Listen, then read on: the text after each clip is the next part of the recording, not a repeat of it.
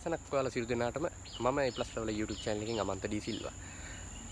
මාස 3කට අධික කාලයක් අපි ගෙදරට වෙලා හිටියා. මොකද කොරෝනා නිසා එළියට බහින්න බැරි වුණා.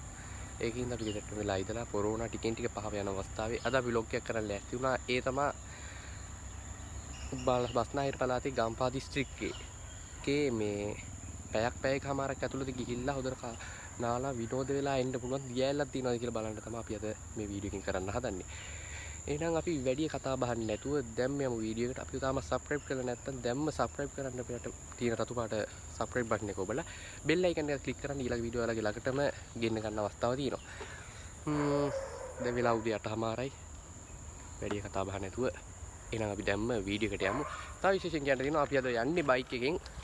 යන තව ටුවර් එකක් තමයි මේක. මෙන්න බයික් එක මේකේ තමයි අපි අද යන්න හදන්නේ.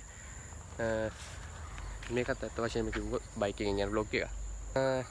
එහෙනම් අපි වීඩියෝ එකට යමු. තවත් කොල්ලෝ දෙන්නෙක් ඉන්නවා. උන් දෙන්නවත් දා ගන්න තියෙනවා. ඒක හින්දා දෙන්නවත් දාගෙන අපි යන්න ඕනේ පැයක් එකමාරක් ඇතුළත හොයා ගන්නත් ඕනේ මේක. මේක හරියට චැලෙන්ජ් එකක් වගේ. මොකද මේ මං කිව්වේ පැයකමාරක් ඇතුළත හොයා ගන්න තියෙන දියැලක් කියලානේ. ගම්පහ දිස්ත්‍රික්කයේ ඇතුළත. ඒක හින්දා එහෙනම් අපි යමු බලන්න.